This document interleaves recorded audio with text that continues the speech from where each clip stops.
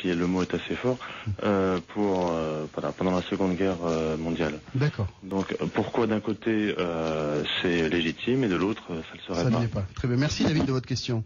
Nasser qui nous appelle d'Angleterre. Bienvenue à Nasser. Allô, bonjour. Bonjour. Je vous appelais en fait pour faire une constatation. La première, c'est que pour éviter de faire la théorie, donner les faits, c'est que nous sommes plusieurs milliers de Français musulmans à s'être expatriés de France pour échapper à la discrimination.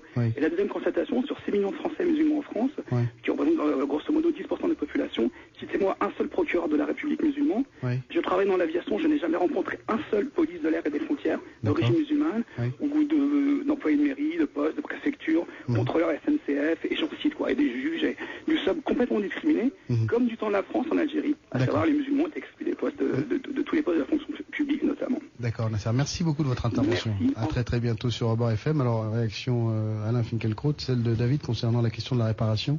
Deux poids, deux mesures sur la réparation. Écoutez, je disais simplement que ce n'est pas rendre service aux jeunes de l'immigration aujourd'hui que de Ils sont des citoyens français, vous l'avez bien compris. Ils sont des citoyens français, que de dire, voilà, la République a une dette et il faut simplement qu'elle la quitte envers vous pour que tout aille bien.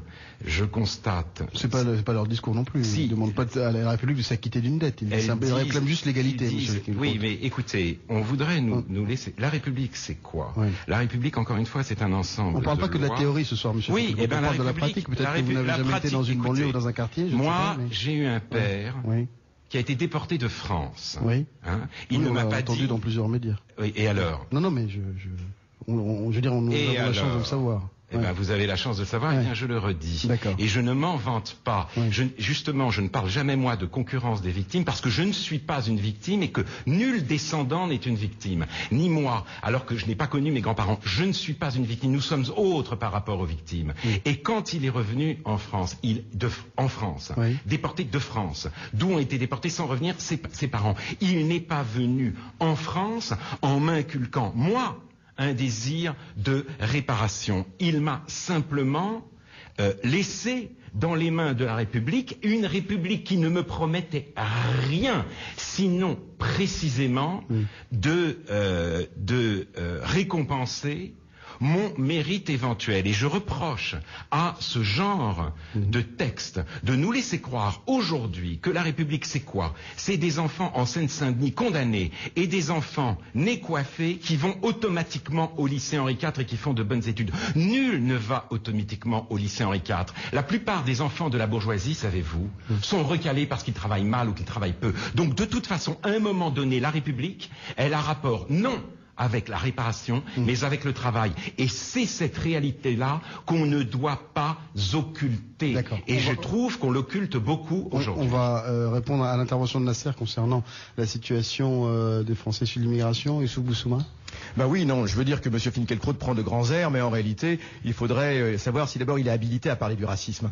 M. Finkielkraut qui a signé la pétition d'Oriana Fallachi. Il n'y a pas d'habilitation. J'ai rien signé d'Oriana Fallachi.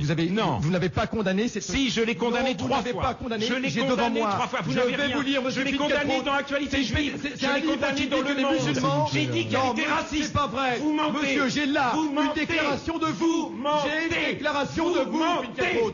Madame Oriana, je l'ai condamné dans le mais si vous n'allez pas m'intimider, vous n'allez pas m'intimider comme vous le faites avec d'autres. Excusez-moi. Monsieur Boussouma, le sujet n'est pas aujourd'hui. Monsieur Finkielkraut a l'habitude de parler, de donner des ordres. Il s'imagine que je suis encore un indigène et que le temps des colonies n'est pas terminé. Parce que le temps des colonies, il est terminé, monsieur Finkielkraut. Sachez-le. Vous, Madame Oriana Fallachi, il faut le savoir. Elle a dit que les musulmans se reproduisent comme des rats. J'ai condamné cette phrase. Je l'ai condamné.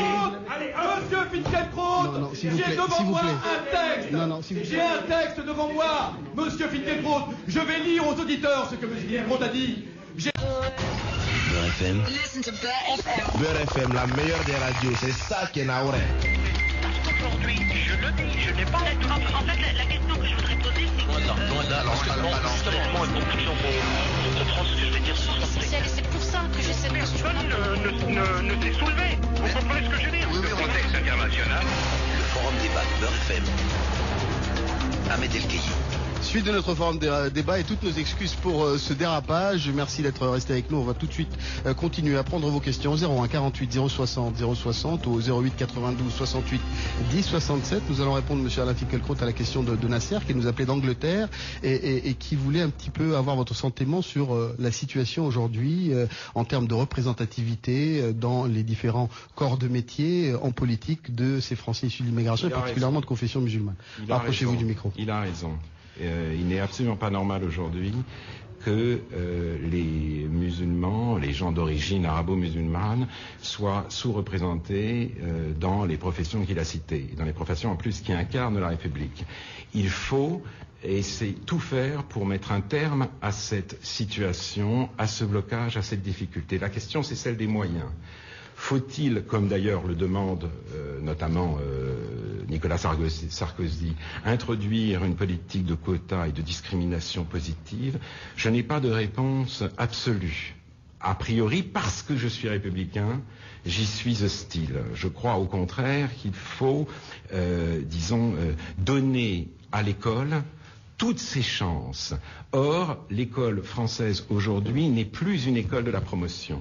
Mais ce n'est pas parce qu'elle est une école raciste, c'est parce qu'elle succombe à 20 années de démagogie délirante qui ont affaibli les programmes, qui ont, en refusant la sélection scolaire, aggravé la sélection sociale. Aujourd'hui, l'école est tellement nulle que les parents bourgeois donnent des précepteurs à leurs enfants ou les mettent dans des boîtes privées. Et cela ne peut que, si vous voulez, entretenir et même aggraver le fossé social et le fossé ethnique. Donc, qu'il y ait une vraie discussion sur ce que doit faire l'école, mais évidemment avec la perspective énoncée par votre auditeur, que précisément la représentation des immigrés dans les professions dont il parle soit digne.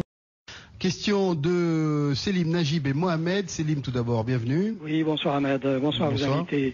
Je voulais simplement dire pour monsieur Finkielkraut, juste une seconde sur le voile. Oui. Alors qu'en 94, tout semblait être calme et on ne peut revenir, on n'en aurait pas parlé, ça serait réglé logiquement. Oui. Monsieur Finkielkraut avec madame Badinter relance le débat avec les enseignants à travers le Figaro. Il faut quand même le signaler, là il a été bout de feu également. Alors, ce que je voulais dire... question, c'est une question. Voilà. Pour M. Finkielkraut, c'est pas parce qu'on n'est pas d'accord avec lui qu'on est forcément antisémite. On dénonce un fait colonial en Palestine, on n'est pas antisémite pour autant. Je suis d'accord sur la terminologie de monsieur dont j'ai oublié son nom, d'indigène. C'est exactement comme ça que je l'ai pris. Question pour M. Finkielkraut. Y a-t-il une hiérarchie de la souffrance? Et y a-t-il, à son esprit, sur quel niveau il mettrait l'esclavage, le colonialisme, les différents génocides par rapport au nazisme? Merci beaucoup de votre intervention, Selim. Question de Najib. Bonsoir, Najib. Allô, bonsoir, monsieur. Bonsoir. Voilà, tout simplement, je donne quand même... j'ai signé l'appel des indigènes de la République parce que tout simplement, je me suis reconnu dedans. D'accord. Et je dois vous dire sincèrement que mon destin et mon parcours en France, je suis un universitaire, est dépeint fidèlement dans le texte de l'appel. Et c'est pour la première fois. Alors vous allez nous rappeler, Najib, qu'est-ce qui dans l'appel vous a particulièrement attiré? Il est là, je ne peux pas vous le réciter. Tout simplement, je résume en une phrase, c'est que les gens qui se sont rangés derrière cet appel, et se sont reconnus dans cet appel comme moi-même, c'est que nous voulons dire assez. Nous refusons le tutorat, comme M. Finkielkraut et d'autres, c'est-à-dire des surmédiatisés. Et nous voulons parler de nos problèmes et de notre place dans la société française nous-mêmes. C'est-à-dire nous-mêmes, nous voulons prendre nous-mêmes la parole et la réclamer pour parler de nous-mêmes, de nos problèmes, de la place qui nous revient de droit dans la société française, et c'est-à-dire la liberté, notre revendication à être tout simplement des citoyens français à part entière. Malheureusement, dans les médias en France en général, je ne parle pas de votre radio, d'ailleurs vous, la preuve en est, vous faites le contraire, vous nous donnez la parole. C'est que dans les médias en général, on trouve des gens très fréquemment, c'est-à-dire, ils sont en train, c'est-à-dire, d'être invités tout le temps, de donner des leçons. Ils ont l'accès facile à l'ensemble des médias. Il suffit qu'ils le demandent. Ils ont aujourd'hui un pouvoir d'influence équivalent à celui qu'on appelle aujourd'hui, à ceux qu'on appelle aujourd'hui les nouveaux conservateurs aux États-Unis. D'accord, merci beaucoup de votre intervention, Najib. Oui, c'était un peu long. Poser la question. Oui, mais rapidement alors, parce que vous savez qu'il y a beaucoup de Ma question est très simple. Oui. Je l'adresse à M. Finkielkraut. Oui. Monsieur Finkielkraut, vous savez très bien qu'il y a un grand débat aujourd'hui. Oui. Sur Dieudonné, je ne veux pas parler de son histoire, mais Dieudonné a un projet. Oui. C'est de faire un film sur l'esclavagisme. Oui. Et vous savez très bien que l'argument qu'avance M. Dieudonné, il dit, écoutez, jusqu'à maintenant, on a vu des dizaines de films sur la Shoah. Pourquoi vous et d'autres, vous vous opposez à faire un film sur l'esclavagisme, la traite des Noirs, voilà, en général. J'ai beaucoup d'autres choses à dire. D'accord, merci Najib, en tout cas, à très bientôt sur Il faut que je réponde parce que... Oui, vous allez répondre, monsieur Finkielkraut, vous êtes là pour ça, vous inquiétez pas.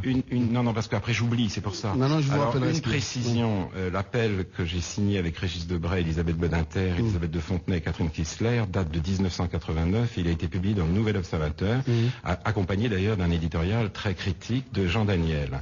Ce n'est pas nous qui avons mis le feu.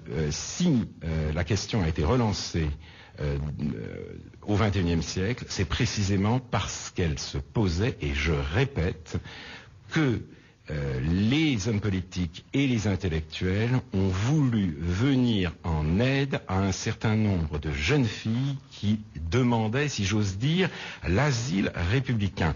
Et il faut savoir, je trouve, c'est-à-dire, on ne peut pas dire à la fois que la République n'est pas fidèle à ses principes, et quand ceci s'applique, les dénoncer. Je pense qu'il y a aujourd'hui en France, pour compliquer encore le problème, une offensive anti-républicaine, et que cet appel en témoigne. Et on ne s'intégrera pas, si vous voulez, à la République en refusant tous ces critères, tous ces principes et toutes ces normes. Alors, sur la hiérarchie des souffrances, là encore, je trouve, si vous voulez, cette suspicion extraordinairement désagréable. Il n'y a pas de suspicion, il y a un constat.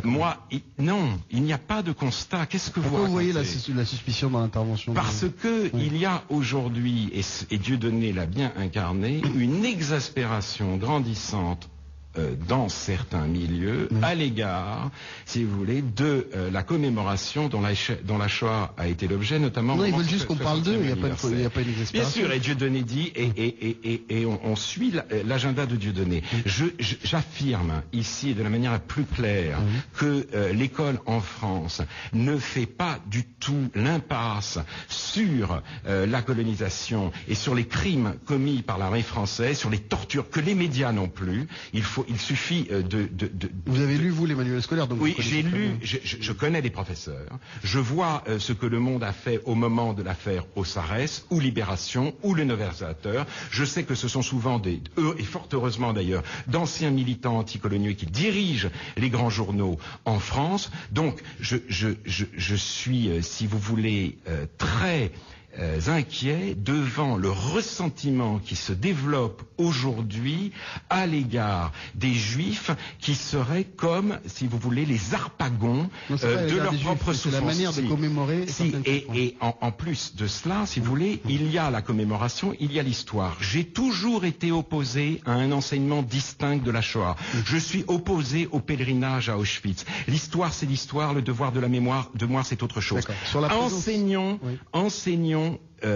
dans toute sa vérité l'esclavage, enseignons la colonisation, mais ne nous leurrons pas, ce n'est pas par cet enseignement que les problèmes sur lesquels nous réfléchissons seront miraculeusement réglés. Alors, sur la présence dans les médias, elle est difficile de représentativité, de représentation de certaines composantes. Encore. Et les médias, je suis partout. Alors, un mot, j'ai fait un livre il y a 2 ans avec un très grand philosophe allemand